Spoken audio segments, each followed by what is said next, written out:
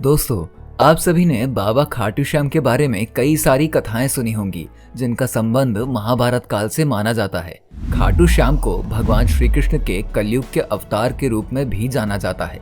ऐसा कहा जाने के पीछे एक पौराणिक कथा का हाथ है और आज की इस वीडियो में हम आपको इस कथा से रूबरू करवाने जा रहे हैं। इसके साथ ही इस वीडियो में हम आपको खाटू श्याम के 3 बाणों का सबसे बड़ा रहस्य भी बताएंगे, तो वीडियो के अंत तक जरूर बने रहिए। चलिए शुरू करते हैं आज की इस वीडियो को।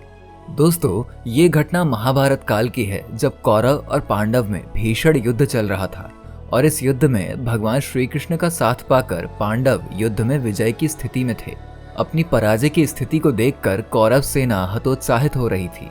उन्हें किसी ऐसे महान योद्धा की आवश्यकता थी जो पलक झपकते ही युद्ध की स्थिति को बदलने की शक्ति रखता हो, लेकिन उन्हें ऐसा कोई योद्धा नहीं मिल रहा था। तभी एक दिन घटोत्कच के पुत्र बर्बरीक ने घोषणा की और कहा कि महाभारत के युद्ध में जो भी हारेगा मैं उसकी तरफ से भाग लूंगा और लड़ूंगा, क्योंकि बर्बरीक की माता ने बर्बरीक को यह सिखाया था कि हमेशा कमजोर लोगों का साथ देना चाहिए।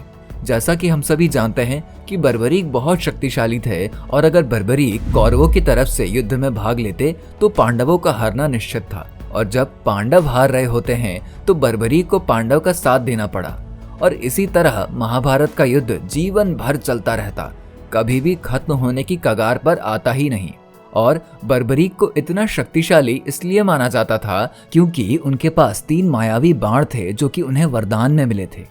बर्बरीक के बाण इतने ज्यादा शक्तिशाली थे कि वो सिर्फ एक ही तीर से पूरे महाभारत के युद्ध को समाप्त कर सकते थे। लेकिन जब ये बात भगवान श्री कृष्ण को पता चली तो वो काफी ज्यादा चिंतित हो गए, क्योंकि पांडव धर्म के साथ थे और धर्म का विजय होना बहुत ज्यादा जरूरी था। इसलिए वो बर्बरीक के पास गए और उन्हें समझाया कि आपने कई सारी तीरंदाजी देखी होगी, क्या आप मुझे भी तीरंदाजी दिखा सकते हैं? तभी बर्बरीक ने कहा कि हे प्रभु, आप ही बताइए मैं आपको कौन सी तीरंदाजी दिखाऊं। तभी भगवान श्री कृष्ण ने कहा कि तुम मुझे इस पेड़ के सभी पत्तों में अपने सिर्फ एक ही बाण से छेद करके दिखाओ। इतना सुनने के बाद बर्बरीक अपनी तीर को निकालते हैं और उनके आदेश के अनुसार अपनी तीर को चला देते हैं।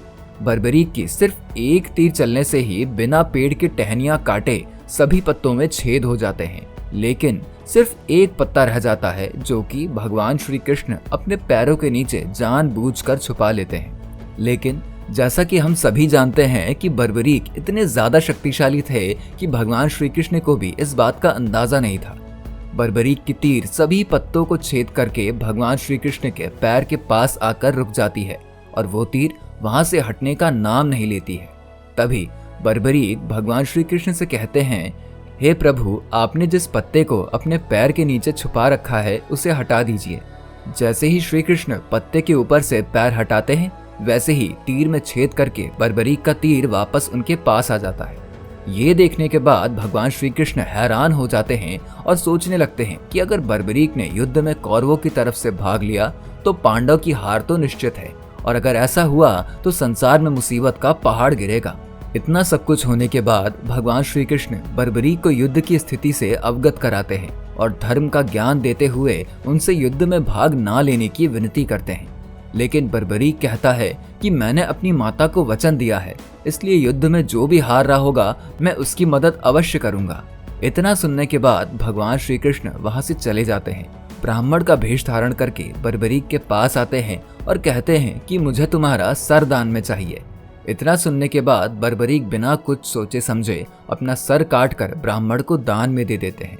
लेकिन ऐसा कहा जाता है कि बर्बरीक भगवान श्री कृष्ण को पहचान गए थे, पर उनकी धर्म की विजय के हेतु बर्बरीक ने खुशी खुशी अपने सर को काटकर भगवान श्री कृष्ण को दे दिया था, जिससे प्रसन्न होकर भगवान श्री कृष्ण ने उन्हें कलयुग में खाटू श्याम के नाम से पूजे जाने का वरदान दिया था। और तब से लेकर आज तक बर्बरीक को बाबा खाटू के नाम से जाना जाता है और इन्हें हर एक का सहारा बाबा खाटू श्याम हमारा भी कहा जाता है। वैसे दोस्तों, बाबा खाटू श्याम से जुड़ी इस कथा के बारे में आपकी क्या राय है, हमें कमेंट सेक्शन में कमेंट करके ज़रूर बताएं। इसके साथ ही वीडियो अगर आपको पसंद आई हो तो इसे लाइक और शेयर करके हमारे चैनल को सब्सक्राइब कर दे, ताकि आने वाली हर एक वीडियो का नोटिफिकेशन सबसे पहले आपको मिल सके। मिलते हैं ऐसी एक और वीडियो के साथ, तब तक के लिए बाय बाय।